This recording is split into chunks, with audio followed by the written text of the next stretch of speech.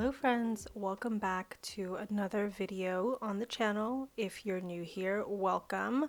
My name is Fran and today is another month of picking new pens and inks to journal with. I can't believe we're already in August. I feel like time is moving faster and faster this year, but anyways, as I do each month with my currently inked videos, I also share the sticker kits that I will be using in my daily journaling pages.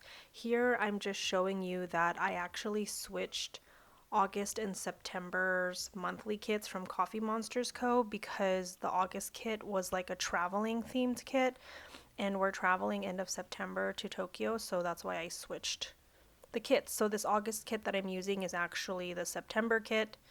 And then as far as journaling sticker kits go, I'm using 3 kits from Sadie's Stickers. Marrakesh was that first kit with the pink and blues. Sun Drenched is this one with the sunflowers, and then that second kit was Sands. All of them are from Sadie's Stickers, so if you're interested in picking one of those up, you can check out her shop. I am not an affiliate, so I don't have any discounts, but I'm sure there are some PR discounts out there you can hop onto. All right, and as for setting up my currently inked page, I use a Planner Monkey Co. notebook. This is called her Freely Planned notebook or Freely Noted notebook. It's in a B6 size. The grid is 4 millimeters. And the paper is 52 GSM Tomoe River paper, which is the same, or should be the same type of paper in my actual daily journal. And then as far as that currently inked stamp that I use, that's from the currently inked stamp set from Everyday Explorers Co. And then the ink pad I also picked up from Everyday Explorers Co. I believe the color is Sand. And then I'm going to use my... What brush pen is this? I forgot the name. It's a brush pen, and I thought blue would be a cute balance to the sand color. So I don't know how I feel about it, but there you go. All right, so this month I have yet again 4 pens in my rotation. I am really trying to challenge myself and use pens I have not yet used because of my recent pen inventory video. I realized there are a handful of pens that I would like to give myself a chance to try before the end of the year. So the first ink we have for today is going to be the M. Lovewell and Ink Masaru exclusive. M. Lovewell is a store down in SoCal that I love to visit, and the name of this ink color is A Sweet Treat. It's inspired by the Pantone color of the year, which is Mocha Mousse. And the pen I'm using is my Lamy Luxe Rose Gold with a steel fine nib. So Jacob has a Lamy Luxe, like a black Lamy Luxe that I cleaned out for him, and then I dip tested it, and I was like, you know what, maybe I'm willing to give Lamy another chance. And so in April, during my birthday month, when I got a bunch of birthday gift cards and birthday money, I decided to pick this one up because it is on the more affordable side of pens. And so we're going to give it a try this month. We'll see how we like that. So far so good. I really like how this ink matches with that pen. All right, the second ink for this month is an ink sample I've been holding on to for a very long time.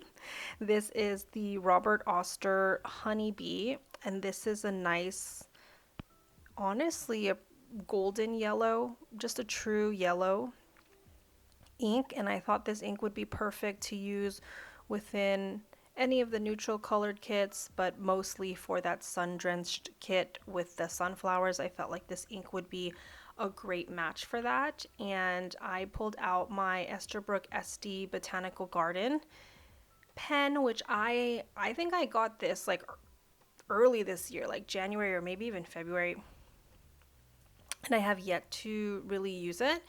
and I put an extra fine nib in here, so it's a little dry. I feel like Robert Oster inks tend to lean on the dry side. Yes, no, do we agree? At least in my experience. So I figured an Esterbrook extra fine would be a good match for this ink because the extra fine nibs for Estes are still quite juicy. So we'll see how this month turns out with using this pen or using this ink. But as far as this pen goes, I really like having the Botanical Garden in my collection because of all the different colors on the pen body. I feel like this is the only pen in my collection that I can really use like these golden yellow inks with. So I'm very excited to see how the pen usage for this one goes as well.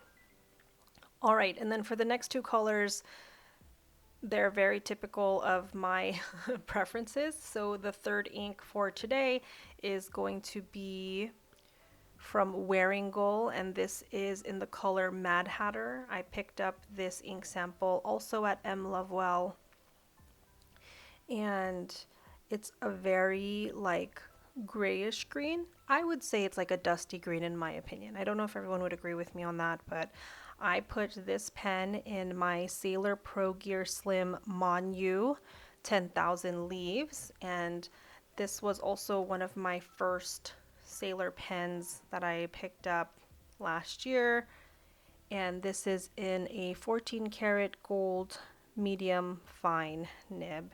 And I got this pen smoothed and tuned at the pen show last year, and I just love how much juicier it writes. I think the Wearing Goal ink pairs well.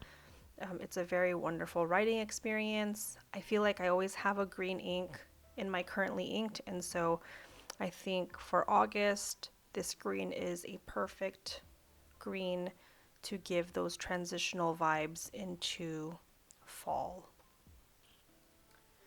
All right, so that is the third pen for this month, and then the fourth and final pen is a new one on this channel. The ink is not new, the pen is new. The ink, I decided to go back to my Nagasawa Kobe ink. This is number 81, Fuke Urban Blue. It's a dusty blue. It's very similar, I'd say, to... Is it similar to Dorothy? Wearing Goal's Dorothy. So I'm just switching between all my dusty blues. But I'm putting this ink in my new Sailor Pro Gear Slim Koi pen. It's also 14 karat gold medium fine.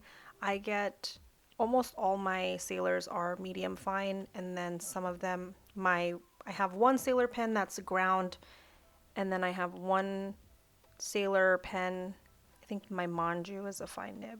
But anyways, I don't know why I'm talking about other pens right now.